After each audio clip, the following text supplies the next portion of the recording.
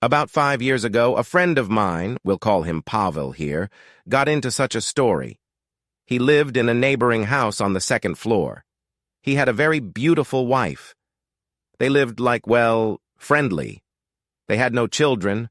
They thought it was too early to have children. And one day, for Pasha's birthday, his co-workers gave him a parrot, a large, elbow-high probably, dazzling white with individual brown feathers and large feathers on his head. It was said that the bird was smuggled in with other animals in a terrible condition, but the parrot was released by the customs officers, and for 2 months he lived in the customs office. They named the parrot Petka. Pavel and his wife tried to teach the parrot to speak, but they failed. As Pasha said, while the bird lived at the customs office, they never heard anything from it except a loud squeak. Pavel talked to the parrot all the time and played tape recordings to the bird all day long, to no avail. His wife used to spend time with the parrot when Pavel went to work, but since some time the neighbors began to laugh at Pasha. As he passed by, they almost pointed their fingers at him, laughing and making fun of him. He tried to find out why they were laughing at him, but he couldn't get an answer from anyone. So for a month or two the neighbors laughed at him. Then he heard something that these jokes were connected with his parrot.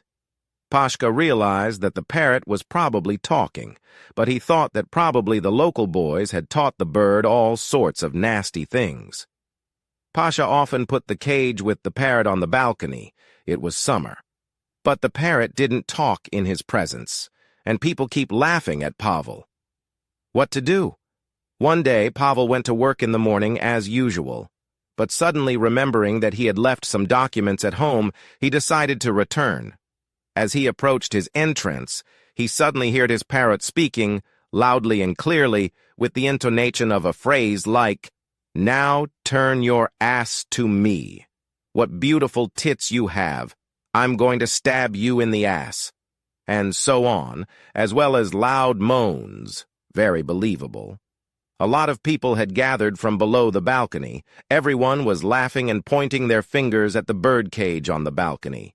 Pavel, unable to stand the mockery and winks of the neighbors in his direction, which lasted for 2 months already. In his heart twisted the parrot's head and threw the corpse down the garbage chute. Pasha explained to himself that perhaps the parrot had such a vocabulary from the previous owners of the bird. And for a long time after this incident, the inhabitants of the house laughed at Pasha, joked with him, and he was very offended, even wanted to change his apartment. So 3 months passed. One day Pavel, driving by his house on business in his company car, decided to run home and grab some documents. His wife also had to be at work. Pasha opens the door of his apartment, and what does he hear? The same phrases, with the same pitch of voice, the same intonation. Did the parrot survive and come back? Pasha thought. I twisted his head off. Walking further into the room, he suddenly sees his beloved wife and a neighbor on the playground having fun on the couch.